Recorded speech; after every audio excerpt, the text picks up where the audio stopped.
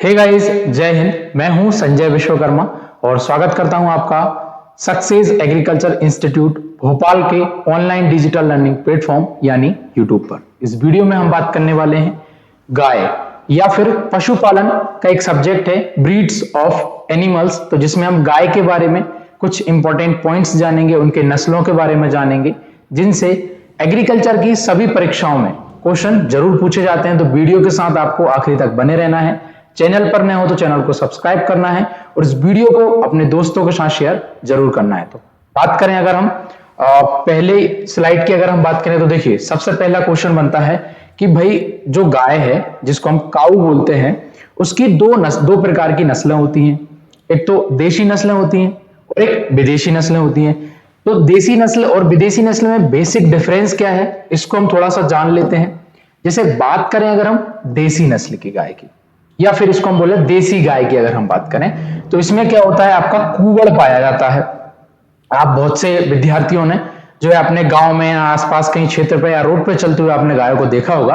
अगर किसी गाय के जो ऊपरे वाले हिस्से में एक ऐसा कूबड़ पाया जाता है, उठा हुआ हिस्सा जिसको हम कूबड़ या फिर हम्प के नाम से जानते हैं, ये अगर पाया जा रहा है तो इसका मतलब है ये गाय है और गाय में कौन सी देसी गाय है, ठीक है। और दूसरा क्या होता है, इसमें एक झालर पाई जाती है जिसको हम हिंदी में बोलते हैं गल कंबल और इंग्लिश में उसको बोलते हैं ड्यूलैप।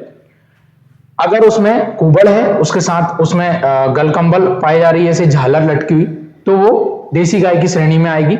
अब दूसरा अगर हम बात करें विदेशी गाय, तो विदेशी गाय में क्या होगा, ये जो कुबड़ वाला हिस्सा होता है ये यहाँ पर इसका विकसित नहीं होता है, यानी कि ये हम इसमें जो है हमारी एक्सोटिक ब्रीड्स जो होती है उसमें हम नहीं पाया जाता है। ये पहला पॉइंट इंपॉर्टेंट।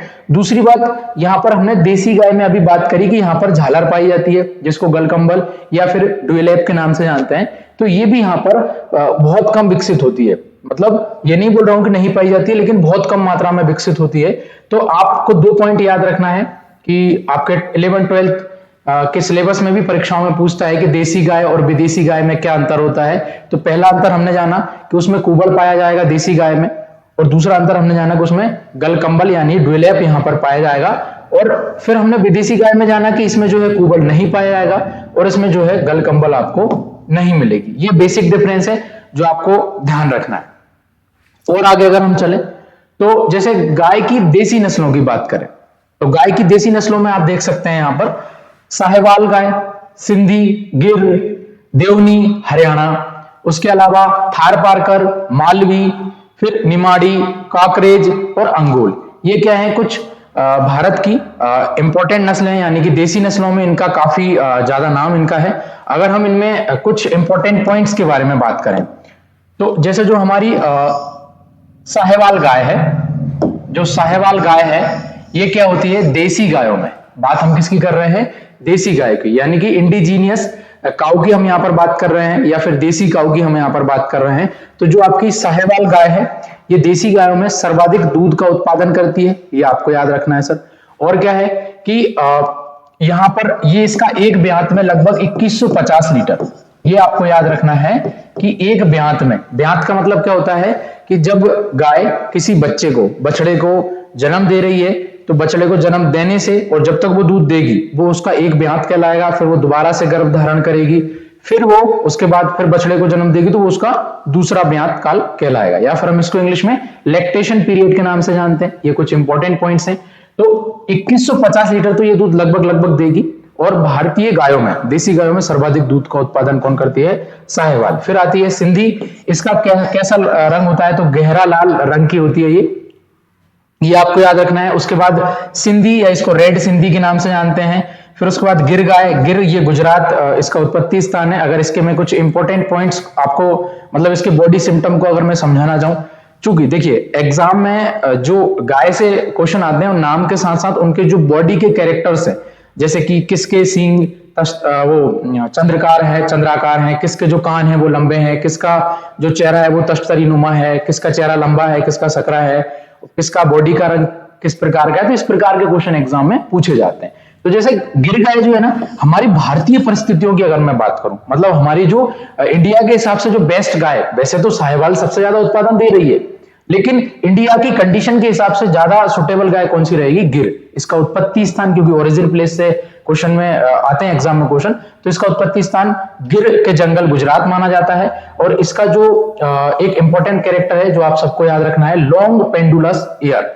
इसके जो कान होते हैं वो लंबे होते हैं और लटके हुए होते हैं, और मतलब पत्ती के टाइप के लगते हैं, लंबे लंबे मुरझाए हुए। तो आपने मतलब इसको देखा होगा कि इसके इस प्रकार से लंबे लंबे कान रहते हैं, दोनों लंबे लंबे कान रहेंगे, मुरझाए हुए रहेंगे।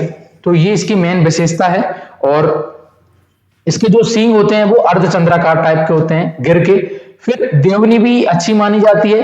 अगर मैं बात करूं दुधारू गाय की नस्लों की, दुधारू गाय का मतलब क्या है कि अगर मैं बात करूं कि अगर कोई गाय एक ब्यांत में 1500 लीटर या उससे ज्यादा दूध दे रही है, मतलब एक अपने उसके दुग्ध काल में या लैक्टेशन पीरियड में 1500 लीटर या उससे ज्यादा दूध दे रही है, तो वो सब दुधारू गाय की श्रेणी में आएंगी। तो साहिवाल, सिंधी, गिर, देवनी, ये सब चारों क्या है?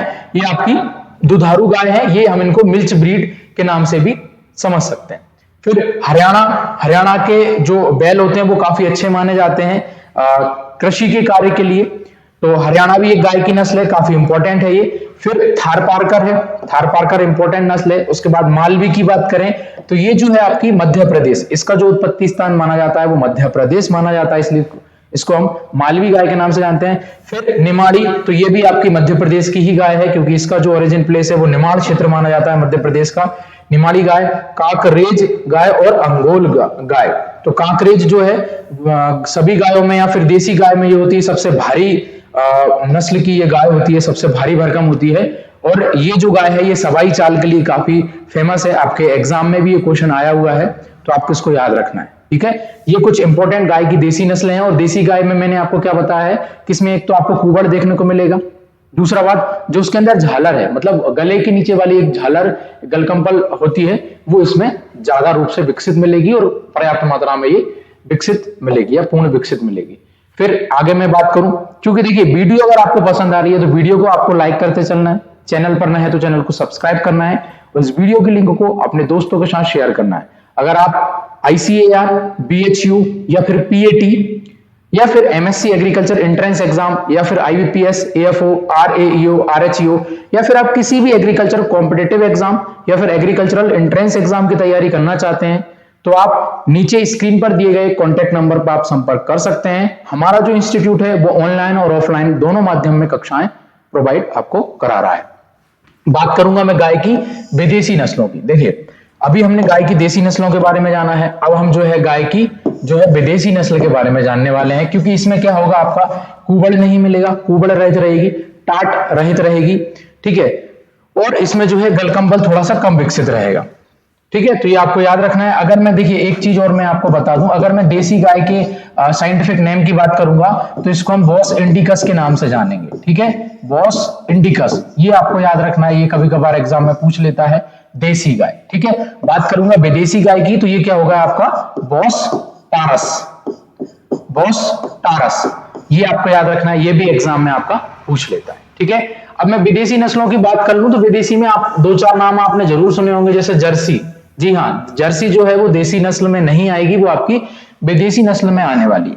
ठीक है, इसके बाद आपका देखो सबसे ज्यादा दूध उत्पादन देने वाली गाय वो है आपकी हॉलिस्टीन फ्रीजियन, इसको हम HF शॉर्ट में HF गाय के नाम से भी हम जानते हैं। फिर हमारी जर्सी गाय हो गई जो कि भारत में सर्वाधिक विदेशी गाय में इसी का हम लालन पालन करते हैं। फिर है आपका ब्राउन स्विस और फिर है आपका आयरशायर। तो ये चार पांच कुछ इंपॉर्टेंट है, जैसे उसमें एक गरनसी भी आपकी आती है। तो सबसे ज्यादा जो दूध उत्पादन करती है सभी में, देखिए विदेशी में तो सबसे ज्यादा उत्पादन HF कर ही रही है। ओवरऑल प्रोडक्शन की भी अगर मैं बात करूं कि गाय की ओवरऑल में, मतलब कि गाय की वो नस्ल जो सर्वाधिक दूध का उत्पादन देती है तो वो आपका HF है, यानी कि होलिस्टीन फ्रीजियन है। ये लगभग एवरेज अगर मैं बात करूं तो 4000 लीटर ये उत्पादन तो देती है एक ब्यात में, एक लैक्टेशन में, और मैक्सिमम इसका मतलब 5500 लीटर से भी ऊपर इसका जो है उत्पादन मापा गया है। तो ये कुछ इंपॉर्टेंट बातें हैं जो आपको याद रखना है। होलिस्टीन फ्रीजियन और जर्सी, जर्सी भी काफी अच्छी है गाय, जो गाय की मतलब भारत की परिस्थितियों के हिसाब से अच्छी मानी जाती है जर्सी गाय। एक और क्वेश्चन मैं आपको बताऊं यहाँ पे कि क्वेश्चन पूछेगा कि गाय की उस नस्ल का नाम बताना है जो गाय की सभी नस्लों में सबसे ज्यादा सुंदर गाय होती है। सबसे ज्यादा सुंदर, ठीक है, तो वो आपकी होती है आयरशायर। मतलब गाय की सभी नस्लों में सबसे सुंदर गाय होती है आयरशायर गाय, जिसको हम डनलप कैटल के नाम से भी जानते हैं। ये आपको याद रखना है, कुछ इंपॉर्टेंट ये बातें हैं जो आपको याद रखना है। फिर मैं आगे बात करूं मध्य प्रदेश की गाय। जी हाँ, मतलब चूंकि हम मध्य प्रदेश से संबंधित कई सारी परीक्षाओं की तैयारी कर रहे हैं या करवा रहे हैं आपको, तो यहां से जो है ये बातों को आपको ध्यान रखना जरूरी है। बात करूं मध्य प्रदेश की गायों की, तो मैंने आपको बताया था निमाड़ क्षेत्र जो बताया था, तो वहां पर आपकी निमाड़ी गाय पाई जाती है, और इसको हम मध्य प्रदेश की दूध की रानी के नाम से भी जानते हैं। जो खरगोन वाला इलाका है, इस क्षेत्र में ये ज्यादा पाई जाती है निमाड़ी गाय, ठीक है। इसके बाद बात करेंगे सेकंड मालवी गाय की। तो ये मालवा की दूध की रानी हम इसको बोलते हैं। जो मालवा का क्षेत्र है, इंदौर उज्जैन वाला जो क्षेत्र है, यहां पर आपकी मालवा वाले क्षेत्र में मालवी गाय आपको देखने को मिलेगी। फिर थर्ड है आपका गावलाव या पवार। ये जो है सतपुड़ा की रानी है, सबसे हल्की नस्ल होती है।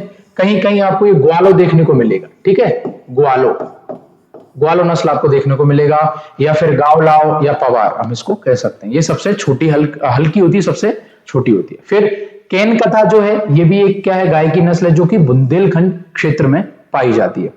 तो ये कुछ इंपॉर्टेंट बातें जो मैं आपको बताना चाह रहा था, जैसे आप फोटो के माध्यम से देख सकते हैं, ये निमाड़ी गाय है, ये आपका मालवी गाय है, और ये आपकी केन कथा गाय है। तो गाइज ये थी आज की वीडियो। आई होप आपको वीडियो पसंद आएगी। अगर आपको वीडियो अच्छी लगती है तो इस वीडियो को अपने दोस्तों के साथ शेयर करना है। चैनल पर नए हो तो चैनल को सब्सक्राइब करना है। अगर आपको एडमिशन से रिलेटेड कोई और सारी जानकारी चाहिए तो आप नीचे दिए गए नंबर पर संपर्क करके कॉल कर सकते हैं। तो मिलते हैं किसी नई वीडियो में, तब तक के लिए जय हिंद, जय भारत।